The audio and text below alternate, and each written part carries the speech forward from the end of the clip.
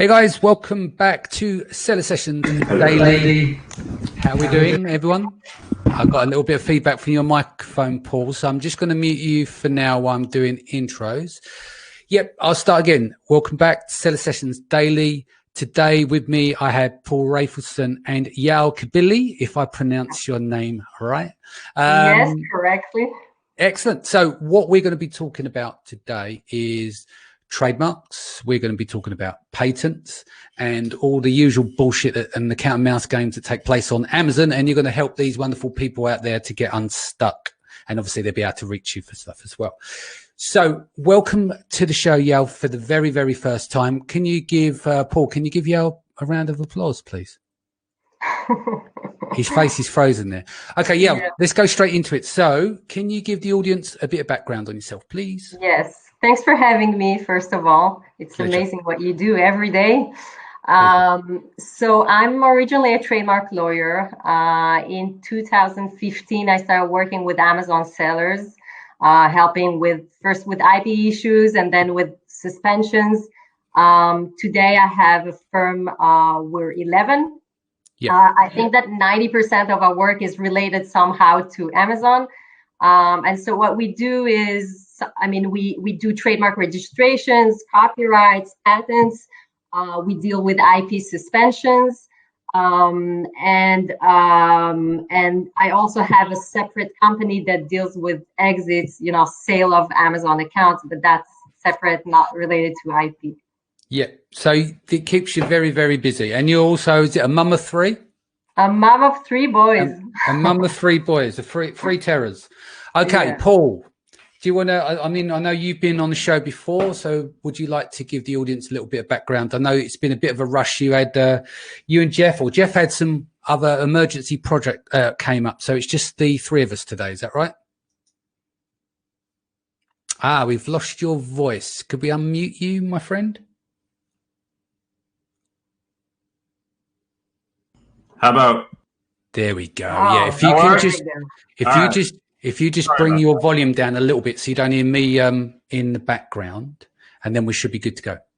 Okay, I'm gonna eventually get my headphones to work. Sorry, it's so crazy because we have to. It's like I was a teacher this morning.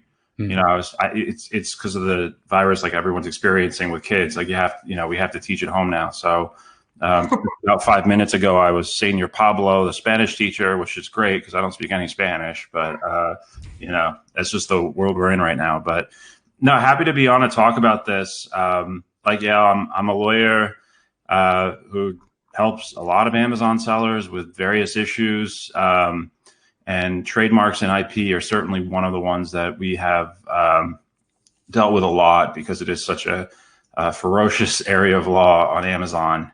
We do trademark registrations. All I have to say, probably not so much anymore. I don't know about your experience, but with the new program on where Amazon gives you instant brand registry access that we're definitely not a part of, and will probably never be invited to be a part of, considering my lawsuit against Amazon on the tax issue. Well, that will probably put trademark filing business is kind of slow, but we do deal a lot with infringement. We help a lot of retail arbitrage and wholesalers or diverters with various issues when brands don't like the fact that they're selling their brands on Amazon. We deal with patents, all sorts of just whatever issues, as well as same thing as we don't really get into the whole brokering of exits, but the legal of M&A is more my background prior to being within an Amazon selling law, which is big corporate law, tax issues, and just corporate structure and setup, stuff like that, making sure you have operating agreements that make sense and actually do what they're intended to do. Cool. Well, one of the things I just want to kick off the show with, because I can't remember what I wrote, but something I mentioned where I said we have to deal with some of this shit, which it is. There's some problems that we have to deal with on Amazon, and you guys untangle most of that from a legal point of view. But the one thing I want to touch on is a common theme being leveraged, right? So you are a US, UK brand or a brand outside of China, then someone in China thinks it's a really good idea to register your brand as a trademark and then bribe you for like $30,000 because they know you can't get your stock released at the port. Yeah. Talk to me about some experience, starting with you, Yael. Talk to me about some experience with that and what are the best things people can do to mitigate that today? Yeah, I mean, when we first started seeing that, it reminded me of the domain name issues that we had about 10 years ago, where people received an email, hi, I have your domain name. If you want, you can buy it. So it's kind of the same. Some of our clients receive it. Usually starts with an email from a guy from China saying that he registered the trademark. And if you want it, you can buy it, or from a law firm. Very often it's from a Chinese law firm saying, we identified someone who stole your trademark. If you want, you can use us and we will file an opposition together. We're always not sure if the law firm is working with the hijacker. So what we do in those cases, unfortunately, we have to file an opposition or try and buy the trademark from the hijacker. Sometimes not just buying it is the cheapest alternative, even if it's it's really annoying and unfair. But I think most of the cases we just file the opposition. We show that the person who kind of hijacked the trademark in China has done it to many other brands. In all the cases I had, they've done it to like 100 other brands. So we showed how it's a kind of unfair competition, and in most cases you actually succeed and obtain the trademark. Sometimes, unfortunately, the seller doesn't notice or didn't receive an email, and the trademark gets registered. And in those cases, you need a cancellation or you need to buy the trademark. It is complicated. The best thing I guess would be to trademark your brand in China as soon as you're kind of successful, because we've seen that they're targeting mostly brands that sell well on Amazon. They don't target those that have just started. So I guess after a few months on Amazon, if you're selling well, it makes sense to spend like 600 or 1,000 to register the trademark in China and just avoid this kind of situations. Yeah, cool. Yeah. I'm just going to say some hellos. Sorry, I've got a bit of feedback there. I'll do a bit of hellos and then we'll jump back in. So Saibi, hi guys, another great topic. Thanks Danny for pulling it together, top work. Thank you Sai for the regular tuning in each day. Silva is saying hello to Alan Gordon. Hello Alan as well. Met both of those guys over in Hong Kong. Matt says, easy gang, Oxy, I owe you a phone call. Hello from Prague, smart people out there. Tiffany's back. And who else have we got here saying hello as well? Yeah, so in the feed, we've got Paulina. Hey, Paulina. Eric Payne, how you doing? Ben Valence is back. John Miller. Lazar, hope you are both well. I know you're still on lockdown. Bertrus, I hope you're well. Stephen, nice to see you. Jason, welcome back. Andrew, welcome back. Adam, welcome back as well. Okay, so getting into some questions. I think Paul just popped back there. There was a question here from, and I'm going to try not butcher their name. Is it Ayurveda?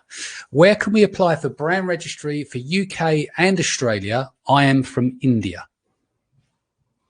Yeah, so when you apply, I mean, in order to have the brand registry for Amazon, you just need a trademark. So you need a trademark in either country, that sells on Amazon. You can have a trademark in the US or UK or Australia or Mexico, one of those countries. When you have a registration, you can already apply for the brand registry. So you apply for it separately in the UK and in Australia. It's actually quite simple once you have the trademark. You can also, if you've done it, as part of the accelerator, you would be able to obtain the brand registry before, after 2 weeks after you filed the application, more or less. Cool. Cyb says, how long does the opposition and re-registration of trademark process take in China?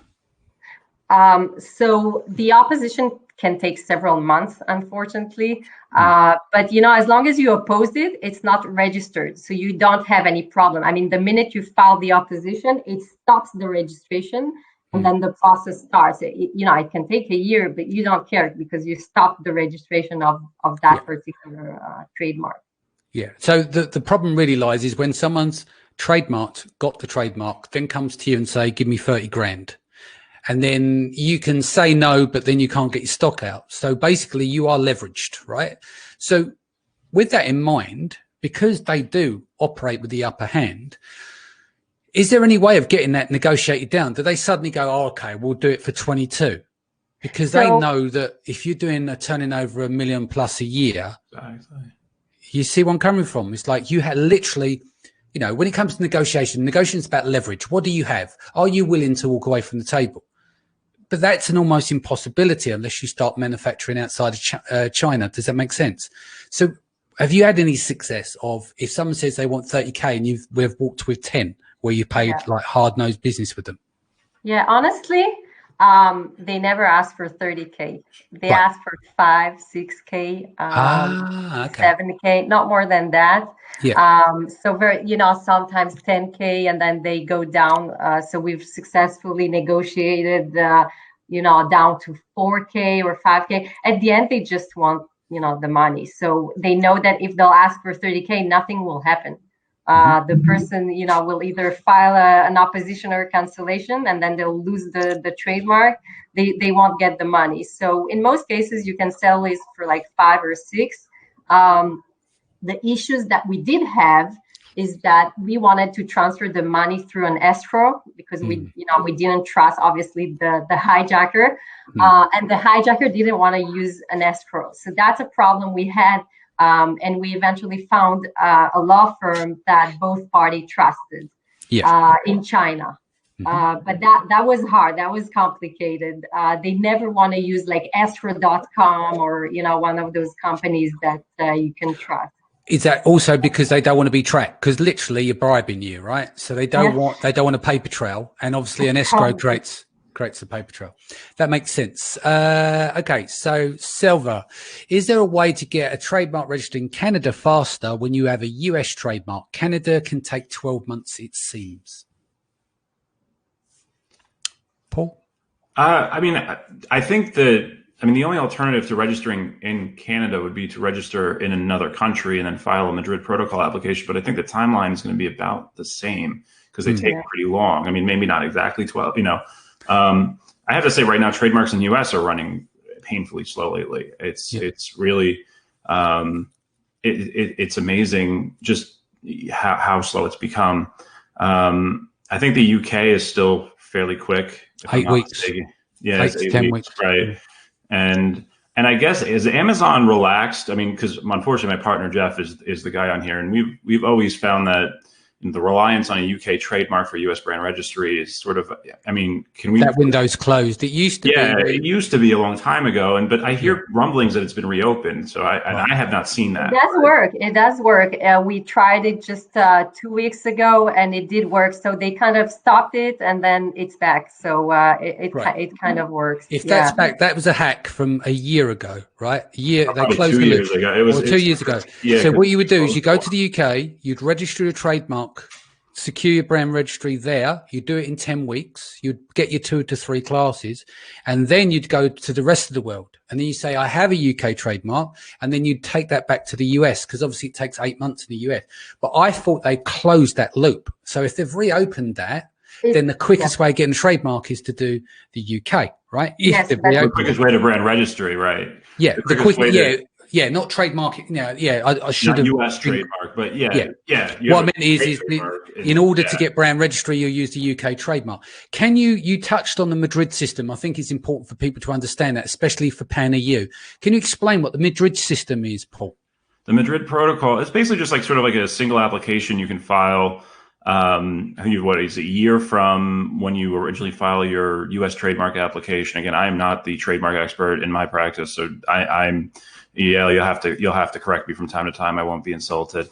But basically the idea is it's kind of a one-stop shop application that allows you to sort of apply for multiple countries at once instead of having to go country to country, which may make sense if you're selling in multiple countries. Now, if you're just selling in one country and you're manufacturing in China, it might be faster just to go get an application, a mainland application in China.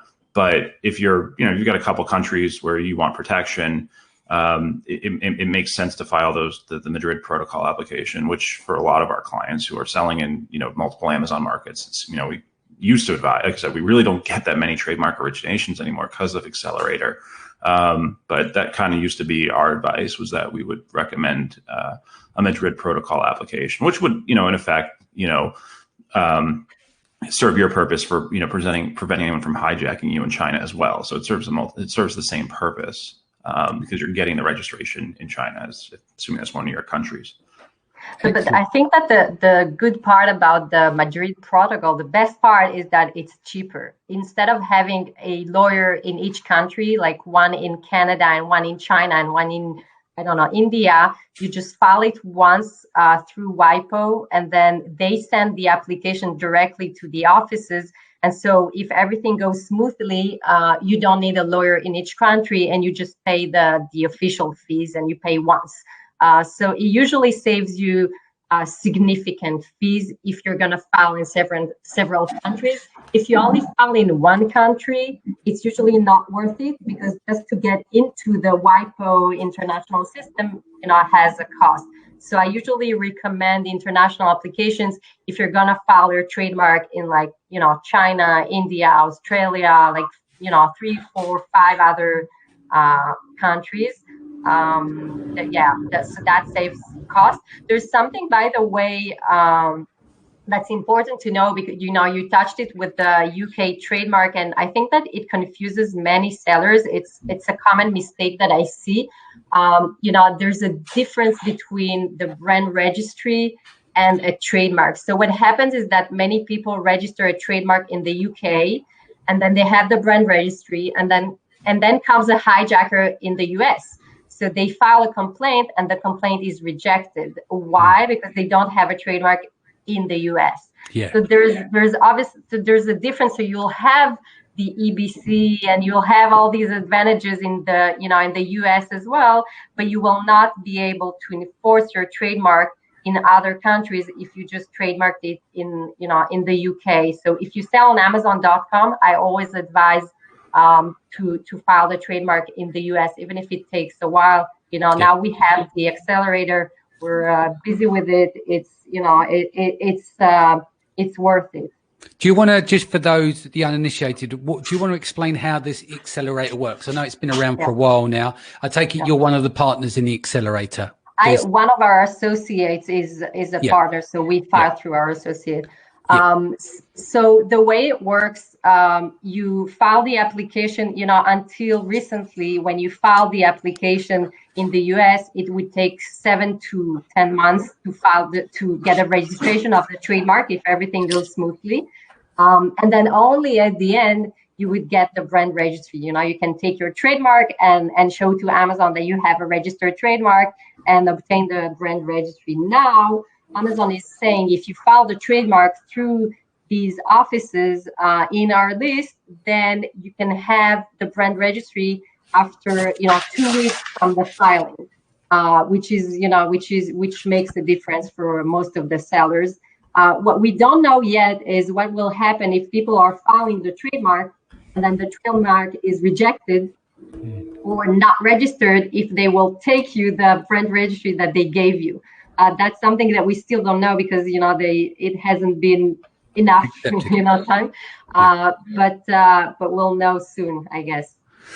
Cool. So Alan says, I've had 3 trademarks issued in the UK and received all my brand registry from Amazon with a total of 12 weeks. Good work there, Alan. Sharon is giving you eyes there. She's obviously showing a lot of support to you there. Hey, Sharon, hope you're well. Hi, Sharon. Andrew, I'm going to take him off screen because I don't want to embarrass him, but he's saying here, my competitor doesn't have a trademark in China, but has it in the US. I just filed a trademark registration against him in China. what is the chance that I'll get it through, and can I get caught? May I just say something, Andrew? You tune in every day.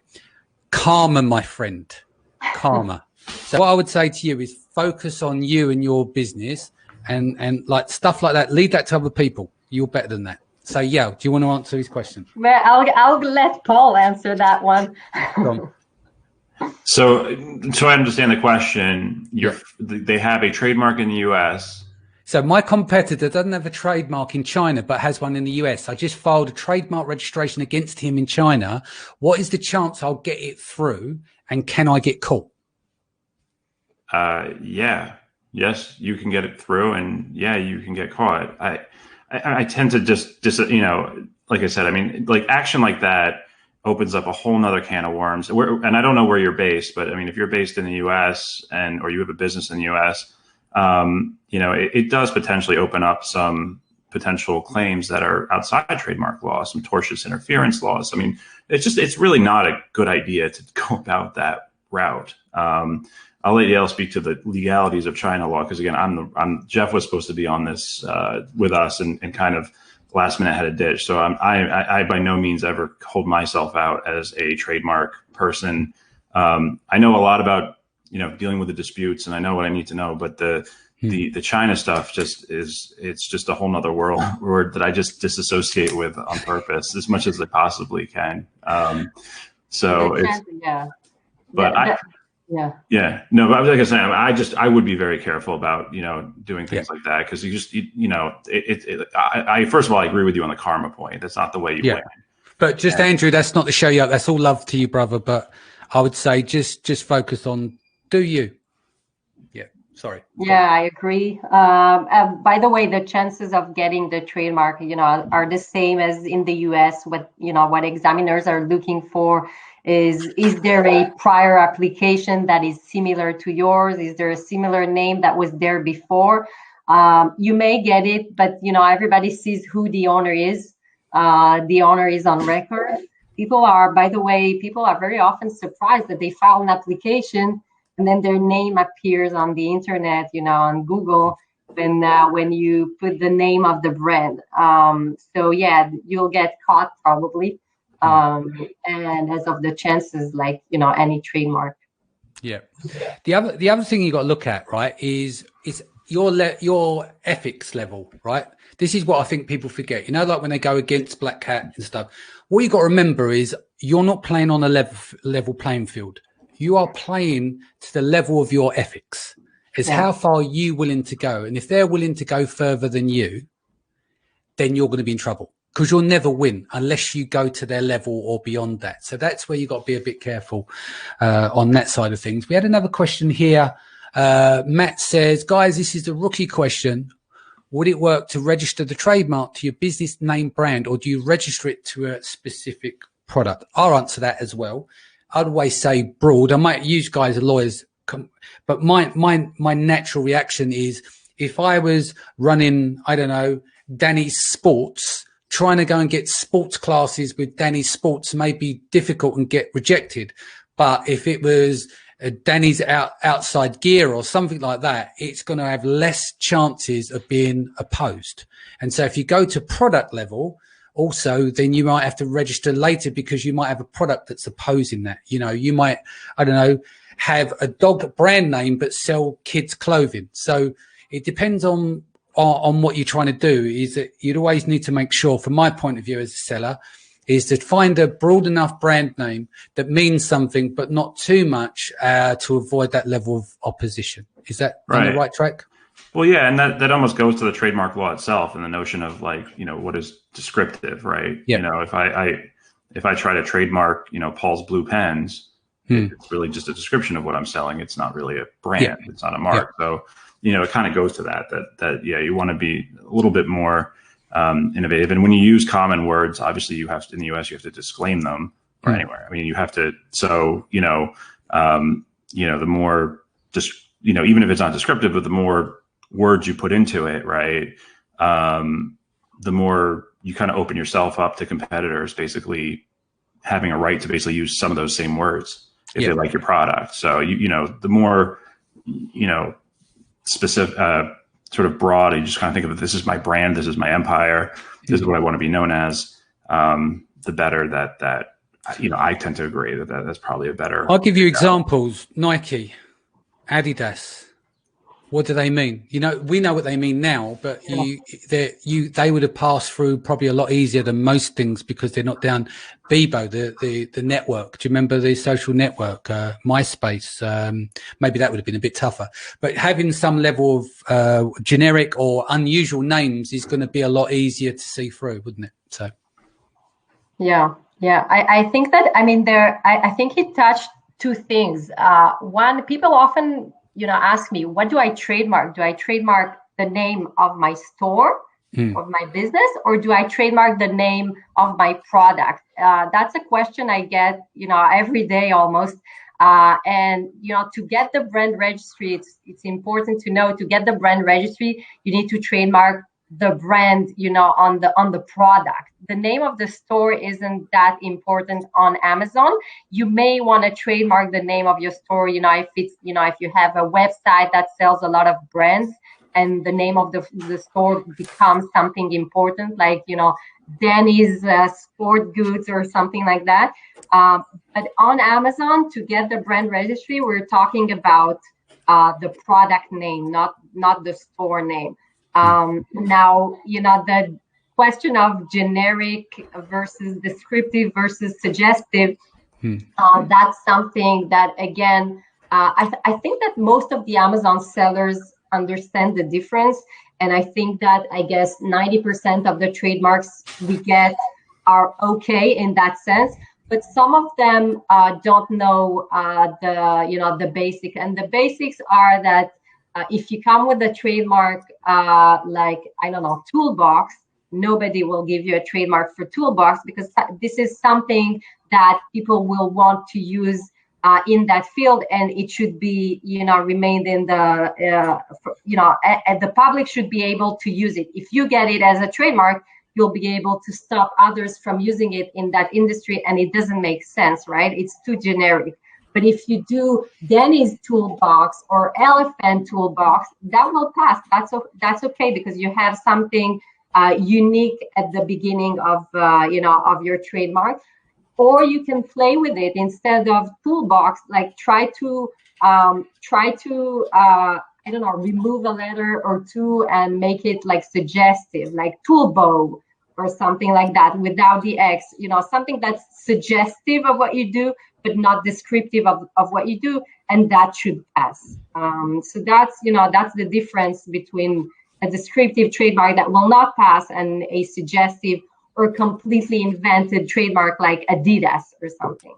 Yep, makes sense. Paul, do you want to add anything here before we move from trademark? Right. I think the same thing goes with sound-alikes, and don't necessarily fall for, if you spell Toolbox, Tolbawk, they may say that's, again, sound-alikes don't necessarily always work, generally don't.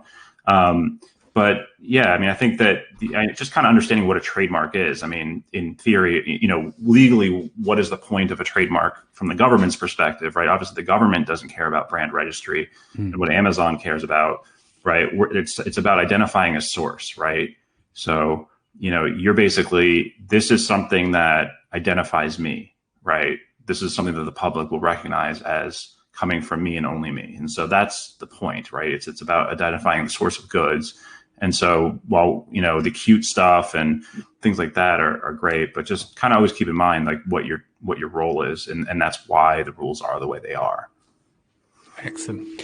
Should we move into patents? I know that maybe you guys are not fully versed, or it might not be your total area of comfort. That's fine. But it'd be good to talk about this because I think now is the time where people are rethinking their research strategy. We've done a show with Kian Gilzara yesterday, and we were discussing building a product from scratch. And I think one of the key components is like, can you get a patent? And what do you need to do in terms of building into your product?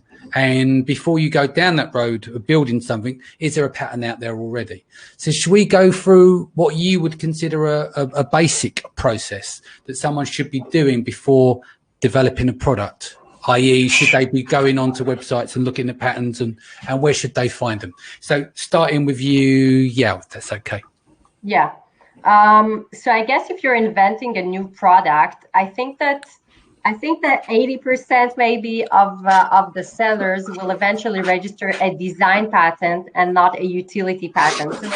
So you must know that there are two different patents. One is a regular patent that covers that is quite broad and covers the ID, okay, something that's quite broad and doesn't matter what shape it has, for example, versus the design patent that covers a specific shape. For example, this product is registered as a design patent, right? So even if you put another brand on that product, you would still be infringing Apple's design patent.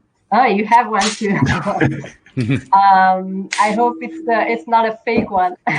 Yeah, I was going to make a joke, but I just couldn't come up with a good one. But yeah, no, I think it says designed by Apple and Cupertino, right? That must be real, right? Maybe not. So I think that when we go through this process with Amazon sellers, so if you invented something that's really special and has a new technology, okay, something that has not existed before, you should definitely speak with a patent lawyer and see if you can get a utility patent, because that's something that's broader. A utility patent is much more expensive. It's you're looking at just at 5-10K just to file it, just the beginning of it, and just in one country. It can get very expensive, but this is something that people file mostly when one, they have investors or they have the money, and second, when their entire company is based on that product. So if you invented something that's very unique and has a unique technology, see with a patent attorney if you can register it. If it's just the shape, if you took something that existed, okay, and then you completely change the shape and you have something with a new design, okay, then that would be a design patent, because you didn't invent a new product, but you invented a new design. And design patents are actually very easy to obtain. They're not expensive at all, and you get them faster. Amazon understands design patents. So if you have a registration and somebody copies your design and just puts another brand on it, then you would be able to quite easily enforce it. The problem, I would say, with design patents is that you can work around them.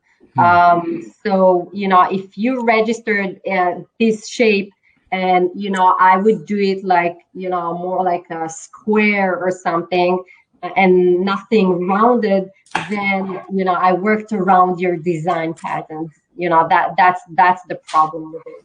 Cool. I've got a question here from Adam. I'll put it up on the screen, but I'm hiding Paul's head, so let me just pop it back here. So we have a design patent for an item on a product that we've been selling for 18 months in the UK and US. Another company has started selling a very similar item, and they've recently announced that they have a utility patent granted. I've checked the patent. First application was only started 30 months ago, and that is after our item was designed, registered, and selling. Also, to have a utility patent issued in a year was suspicious. After checking, it's not granted, just application published. Guessing that. Yeah. So, right. What's the question? Yeah. So I think what he's asking is, in that question, is how can they do what they're doing, right? Yeah.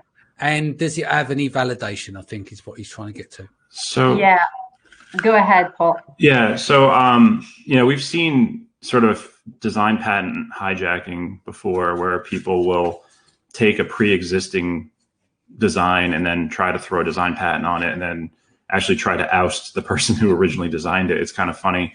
And so, patents in basically at their core are, for previously you have to be sort of the originator, right? I mean, you can't take pre-existing stuff and, subsequently patent it, right? That's the so you always have an ability to challenge patents. In fact, one of the biggest, I'd say the easiest ways to get Amazon to back off on a design patent infringement claim is to show prior existence of the product. Hey, this product was being sold for 5 years. Here's evidence of it. I went on Google and here's some evidence of it, in existence 5 years before this patent was issued. So, and it's an obvious clone, So, people do that. I don't really understand why.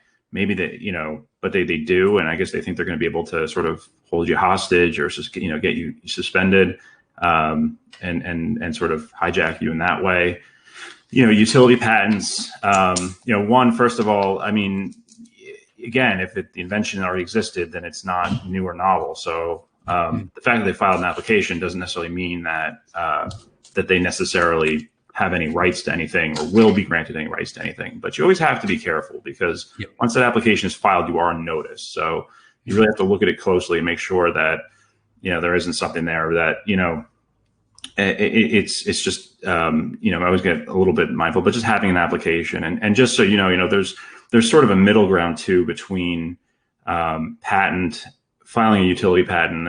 And there's this thing called a provisional patent, which you wouldn't necessarily see an application for, but just an FYI, which is sometimes sort of the cheaper middle ground where you can basically create some patent. It basically allows you to say patent pending on your product, which is probably really off topic. So maybe I'll save that for later. Actually, I don't want to go into that now, but so yeah, I mean, you just have to be careful with patents. The other thing I get nervous about design patents is that, if you're wrong, it can be bad, right? Like if you claim you have a design patent and then you knock off somebody else's design patent and it turns out your design patent really wasn't, shouldn't have existed and you've cost that person a lot of money, you've just opened yourself up to a ton of liability potentially. So I just get nervous around patent enforcement in general. If it's an obvious, we have some cases that are really obvious where, it's infringement, and Amazon can be frustrating because sometimes it's like the cases where it's the most obvious are the ones where they're the most difficult. And the cases where it's like, how the heck is this infringing? And you're like, what, and then they're acting like this is, so it's always that black box of Amazon. But, I'm always nervous about, design patents and like Yael said, you can always work around them. So, and then we've seen cases where people haven't worked around them. What I always advise people to in the design patent arena is I always say, kind of do your own, there's it's not easy to do a knockout search in design patents, but there's some things you can do.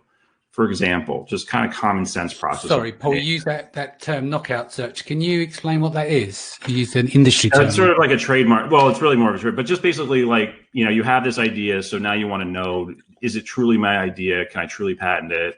Or this design? Can I truly, do I actually have a right to this, or did someone beat me to it? Right? Like I have this great idea for, I don't know, for a pillow that's called My Pillow, or I'm trying to think of a product. I'm just really drawing a blank and making an analogy. But so you want to go and you want to find out, okay, has this been invented? Can I sell it? Or, and with design patent, and you're at the, so I sort of the analogy is that you're at the Canton Fair and you see all these products.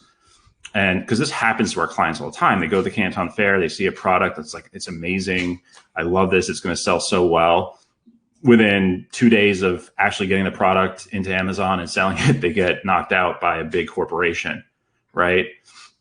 And had they done like a Google image search for that product, like if they'd taken some pictures, they might have seen that, oh, wow, KitchenAid was selling this product or, for the last few years and nobody else. In fact, the only place I can find this product is on KitchenAid's website and Alibaba. That should be a red flag to go check and see whether KitchenAid might have a patent on that product, a design patent. I mean, there's just certain things you should do because we just see that a lot where people go to, places like Canton Fair and they just kind of, oh yeah, we have a patent, and they don't. And what is your recourse at that point? You've just spent $30,000 on a product that you can't sell anywhere, and Amazon's going to destroy. So, it's a tough area of law right now, and it's definitely one that's definitely can cause a lot of pain if you're not careful. Yeah. Would you like to add here?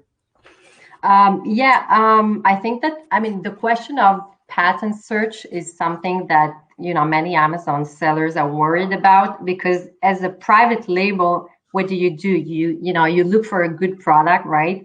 And then you change it a bit, but not so much. You know, you try to have a unique product, but very often you use a product that was already existing. So, you know, very often they, unfortunately, they're suspended for infringing a design patent or a patent. And then many sellers ask, like, what do I do? I mean, every time I choose a new product, should I do a patent search?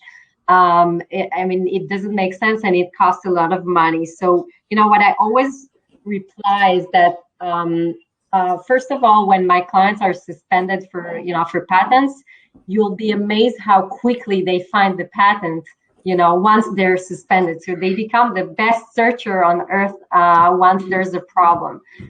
So, you know, you'll be surprised that by a Google search or Google patent search, there's a Google for patent. If you do Google patent, there's a database of patents, which is really, you know, easy to use. And if you want to sell a product that is similar, let's say, to the KitchenAid product, okay, then start by going on, you know, Google patent or even Google, and try to look for KitchenAid patent. You'll be surprised how quickly you'll get to the patent. So, you know, you don't need a patent lawyer for the basic search. Try, you know, spend 1 hour for each product, and, you know, look at, you know, search for your competitors, search for the name and the product, and then you'll see if your competitors have a patent for that particular product. Now, once you found it, it's not always easy to understand the patent and what it's for, but, you know, it's a start, and then you can understand that there's a problem or not.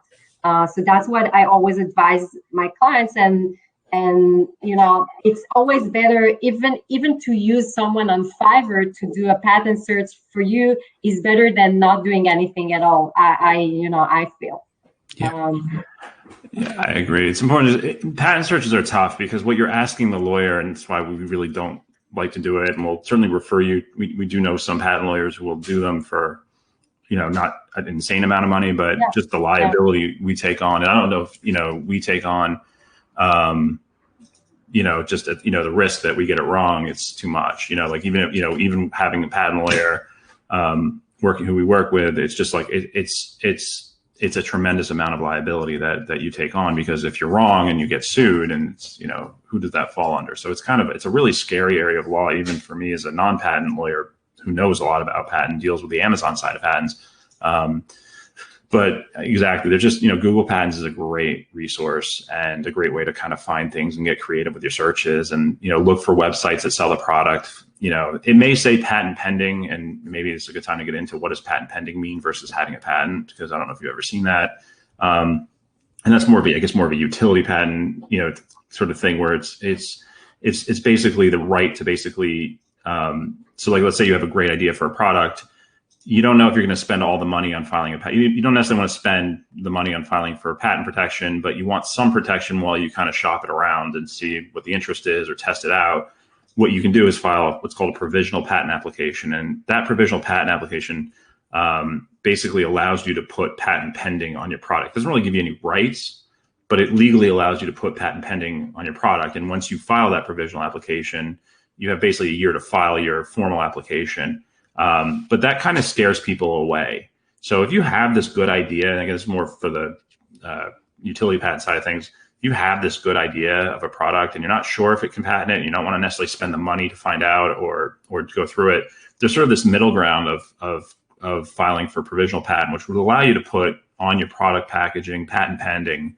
And as long as it's within that year or until you file that formal application where you can continue to say patent pending, you know, it does certainly scare competitors away and makes them think twice about wanting to get into your product and try to compete against you, because you put that out there. Now, you know, I don't know how effective that is these days, given how quickly we can move on Amazon, that, you know, people might just do it anyway, but it offers some level of deterrence, and it's sort of a way.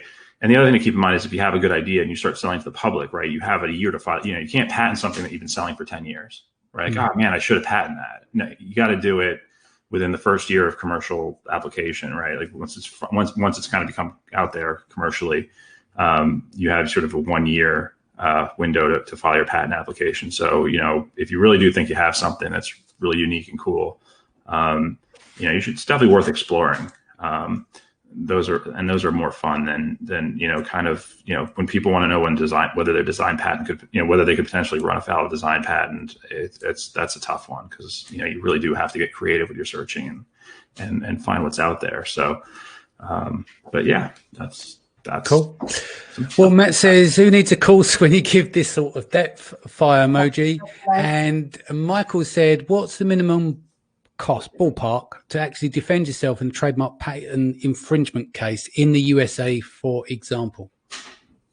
And that's a very, it depends kind of question. It can cost, it's typically thousands of dollars, right? I mean, defending yourself like somebody's coming after you. I mean, it depends, on how serious the infringement is, who's putting it out there, who's putting out the infringement, how bad, how good is their argument?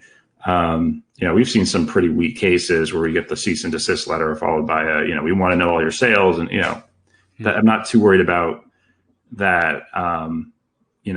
Most of these cases aren't going to be handled on a contingency fee by the other counsel. So, I sort of question whether, a small company is really going to be risking, high litigation. Because once you get into litigation, right, once we get into court, the costs go up exponentially, right? We're talking 6-figure minimum, right? In a lot of these cases. So,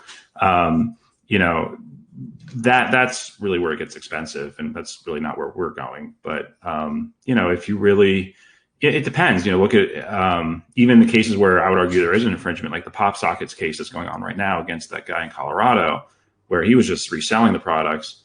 I mean, he's representing himself pro se, but if the brand really wants to get you, if they're really angry, if they're big, it just depends on a number of factors. But, a couple letters back and forth and, it's not terribly expensive, but, if it gets anywhere beyond that, where you're getting into court, you're getting into discovery, it can get bad.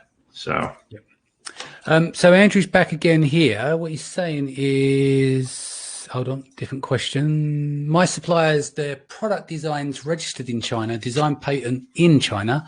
Does the supplier design patent registered in China grant me any kind of safety against someone trying to obtain the same design in the US design patent? No. So the way, first of all, I think, as you said earlier, Paul, for patents, to get a patent, it needs to be a new product. Okay, so you can't patent in the States something that has been published on the internet for like 2-3 years, because the examiners, the first thing they'll do, when they get your application, is to look for that product. So they'll look on Alibaba, they'll look on Amazon to see if it already existed. So if that product has been registered in China, it usually means that it's been existing for a while. So to get that as a patent in the US will be difficult if it's something that's out there. Usually the examiner will see that it was already published. Now, sometimes it happens that the examiner misses that that the patent was, or the product already existed and it was already published. So we see many cases where our clients get a suspension for design patent in the US. And when we do a quick search on the internet, we realize that the product has existed for like 5 years before the patent was applied for. So in those cases, you need to cancel the design patent through the USPTO. And then, to cancel it, you just show that it was published several years ago, the exact same product, and then the USPTO will cancel it, and you can show to Amazon that the design patent has been published. Right. Andrew said, is there an upper limit? It's a good question, actually. Is there an upper limit to the number of brands that you can register in brand registry? No. Is there an upper limit? So you can register as many as you want? That's not only can you register as many as you want, but Amazon, will permit, through the permission process, will allow you to have separate accounts for each brand, right? As long as you rep that they're unrelated. So there's really no, limit at all. You can also have them under the same account. Right. And some people prefer not to do that, although I don't really kind of understand. I mean, I guess it just makes it easier to sell. So like if you're accounting, if you've got different business partners within the business, the accounting is a nightmare as it is, let alone trying to mix brands in the same account. And when you sell the brand, you're normally selling the account because you've got the account history there as well, which is using that separation. Yeah. Right. Did you hear that you're allowed to have several accounts now under the same ownership? It's great. It's great news. Well, I think it's not the same ownership. You're allowed to have several accounts without going to.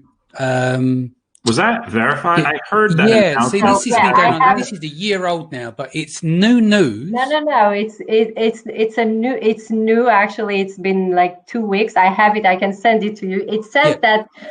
It says that as opposed to a month ago, where you know, if you wanted a second account on Amazon, you had to ask Amazon, and then Amazon asked you to to show that there's a good reason for that, and that you have a set. For example, you're selling in 2 separate categories. This is why you don't want them under the same account. Now I agree with what you're saying. Sorry, I don't want to talk over you. I agree exactly what you're saying, because they officially announced 2 weeks ago as a piece of news, but that's been going on a year. That's been going on since July last year. What changed 2 weeks ago is that now you don't need them to ask for permission. Now you that's the point. The permission you didn't have to ask. Yeah. As long as you've got a different, say, limited company and a separate bank account, you could do it. What I'm saying to you, people have been doing that since July last year. I've got proof. Honestly, it's been happening. But Amazon decided, like, this is a really good time to announce it 2 weeks ago. Were they doing it without asking for prior permission? Because we always understood that that Amazon would let you do it, but you always just had to ask first. Like, you never wanted to go ahead and do it. Yeah. And then now it's saying 2 weeks ago, you don't even need to ask them anymore. No, that was announced 2 weeks ago, but it's been going on. Honestly, that's been going on for a while. It's been going on since July last year. Yeah. Got it. Yeah. It's been official. Because they're July.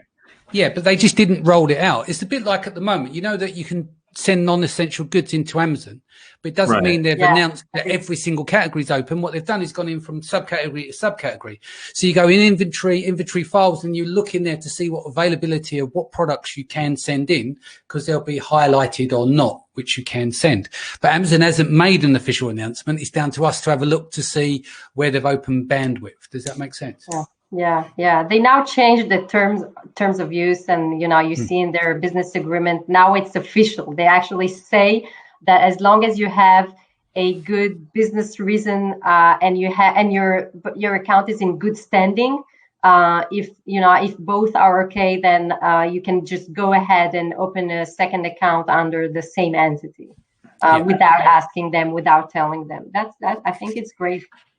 Oh, it's brilliant that they've actually done it. Ben said it's quite an interesting one. We have a grocery account with multiple brands registered under a single account. The same client also has 2 seller accounts for different grocery categories. That's an interesting one because it's in the same category, because one of the arguments could be he's just selling the same type of goods. But if it's a different brand name with different owners, you can justify it, because you might say, I've got 2 grocery brands, but I've got one business partner in one and one in the other.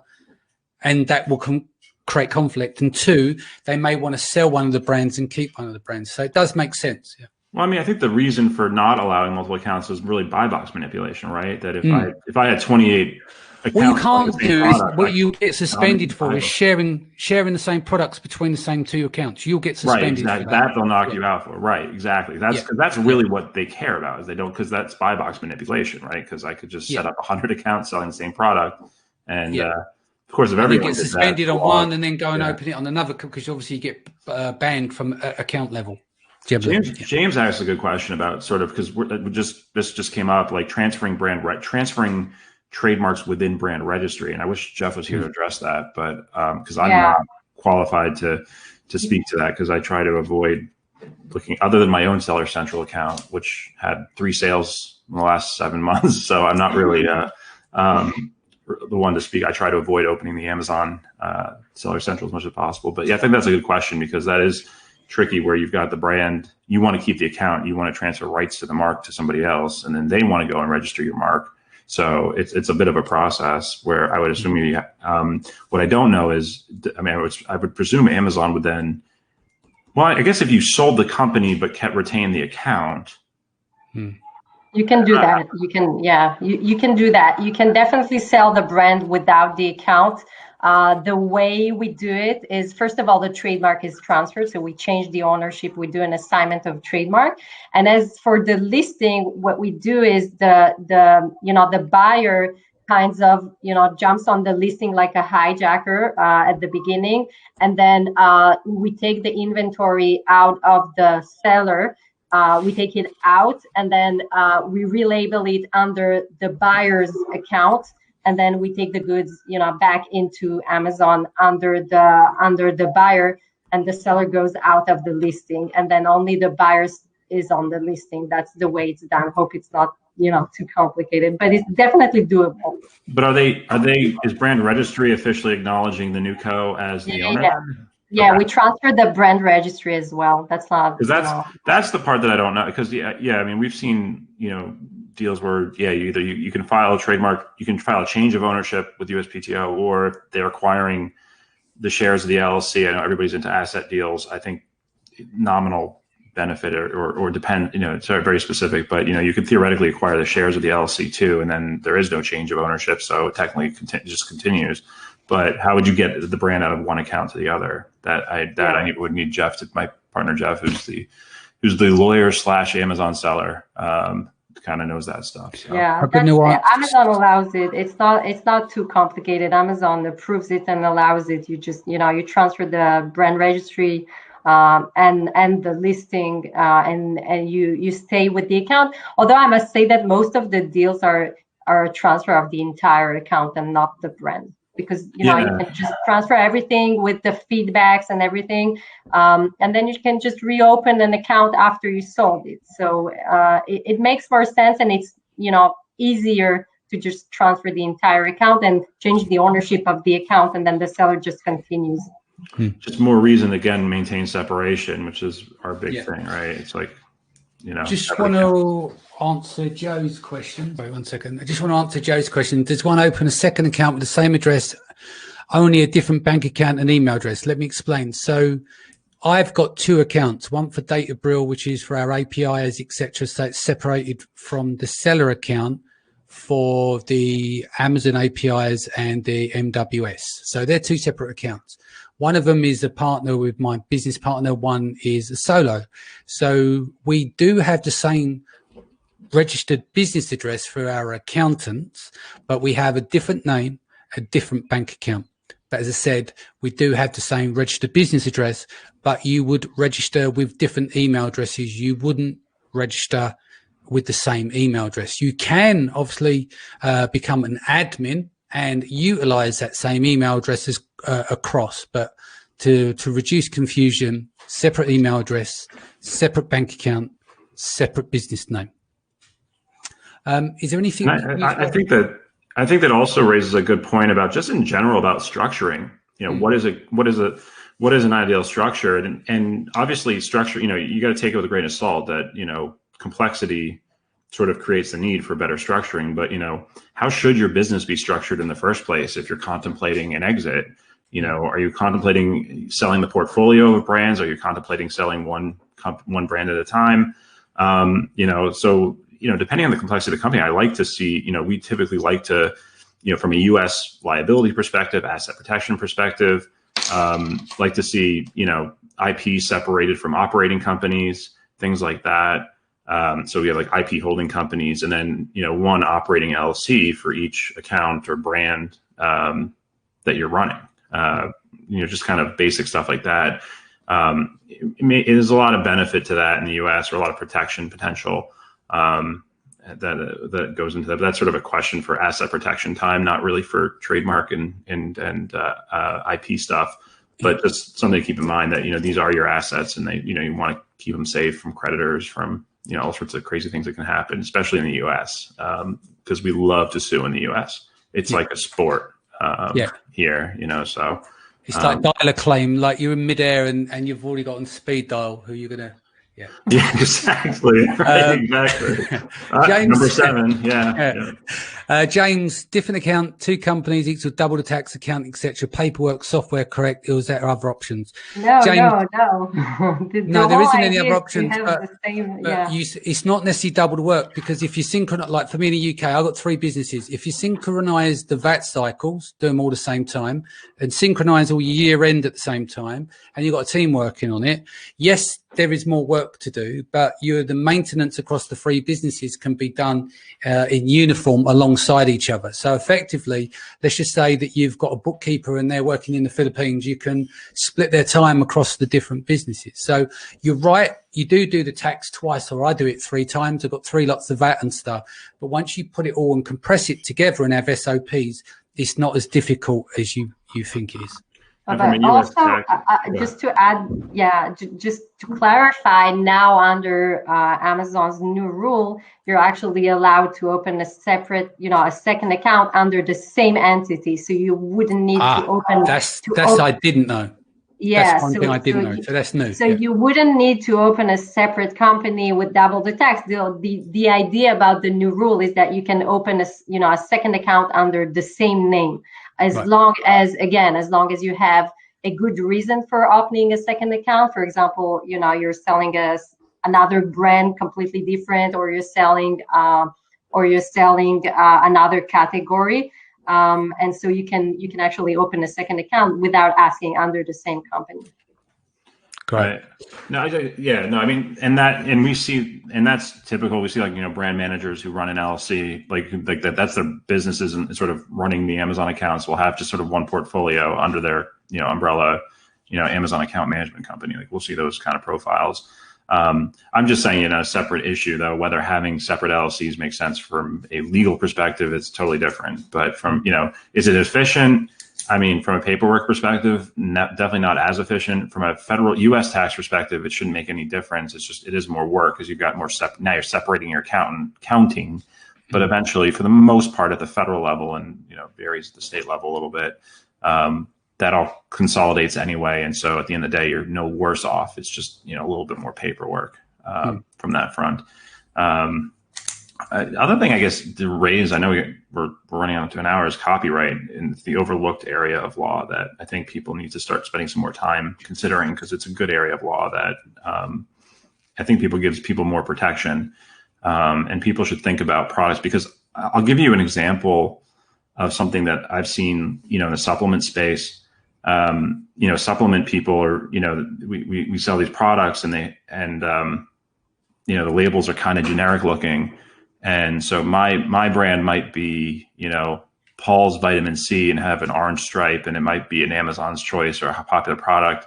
And then in comes Bob, and Bob says, I'm going to start selling Bob's Vitamin C and put the same orange stripe. And what happens is they're kind of manipulating the visual results so that I, as a customer, may not even notice that where it says Paul before, it actually says Bob. I just see the orange stripe. I see, okay, that looks like the product I want. And it's also $10 cheaper. So I just assume that's just a different seller, or a different, offer. And we're seeing a lot of manipulation and people trying to rip off generic looking packaging, generic looking things. So, copyright is a great way to add some distinction to your product through artwork, but you got to be, it's got to be careful. I mean, it's got to be meaningful artwork. And something people should look into, like if you're designing a stuffed animal therapy dog that's kind of unique, make sure it looks unique. Don't make it look like every other stuffed animal dog on the planet, and create some copyright protection for yourself.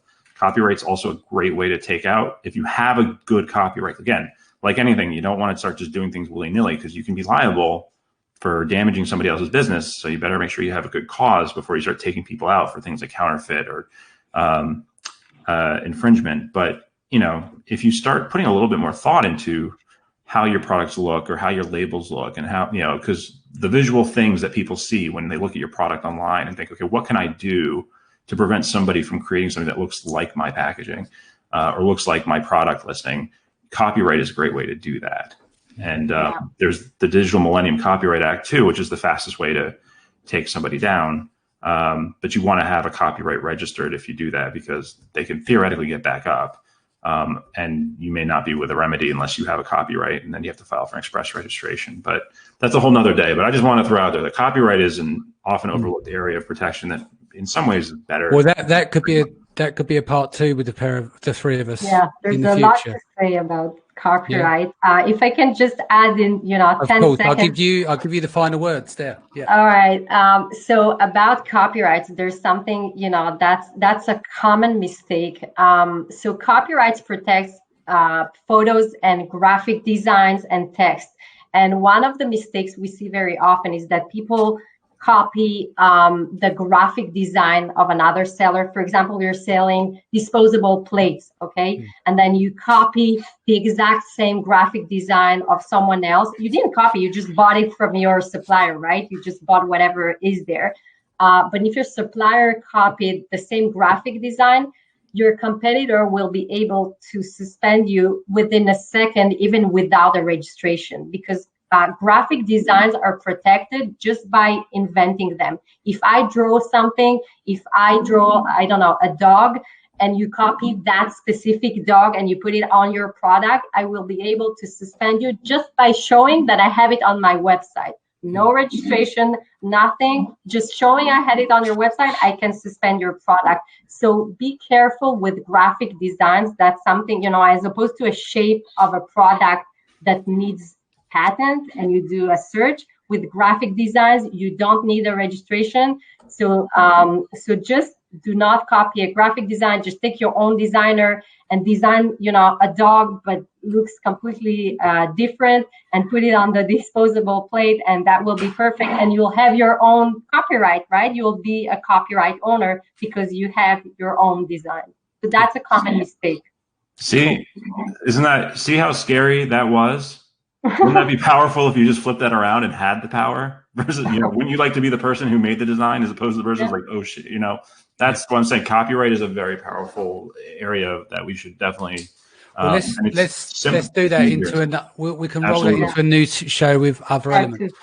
I'm gonna, before I say goodbyes, just want to round up the rest of the week, and then we'll get people to let them know how they can reach out to you. So tomorrow, which is Wednesday, I'm losing day of the week. Round up Wednesday, what's happening on Amazon this week? Kevin King, who else is joining me? Lee Rand's joining me, Norm Ferrer, and someone else I think is joining me. His name will come back to me in a moment. Then Thursday, we're going to be doing Shopify off Amazon at scale. So there'll be a panel there. Then on Friday, Kevin King will join us for leveraging cash, helping you out at the moment, some of the ideas that you can do to stretch it a little bit further. I know we've kind of covered cash flow before, but Kevin's a wizard at this stuff. So there's certain things that we haven't covered that I want to make sure we get in. Then Saturday the 18th, we've got part 5 of Women of Amazon. Again, so that's one of our weekly features. And on Sunday, I'm really looking forward to this one. This is our Mindset Sunday, and it's going to be on mental health. And there's a lot of stuff I want to cover there because I know a lot of people have been on lockdown. I've been speaking to a lot of people who's been calling me, not just related to Amazon, and it can be tough out there for people. I mean, there's domestic violence has gone up in the UK by 120%. We joke about there's probably going to be more babies come in December, but there's also going to be more divorces as well. So I think with the virus, it's compressed things. I think people's mental health is very important. So I'm going to wrap on that. We'll be back here at 4:00 tomorrow. But Yael, how do people reach out to you? You can send me, a message through Facebook, or, go to our website. Just Google Yael Kabili. You'll get to our website and my personal email. Yes. Excellent. And Paul?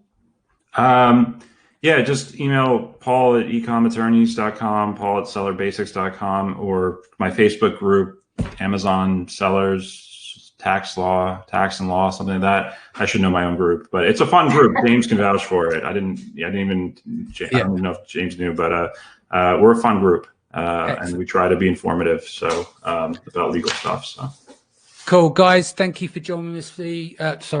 Guys, thank you for joining us, and everyone who's in the groups out there as well who shared the video. Thank you very much for doing that. Again, I'll be back here 4 p.m.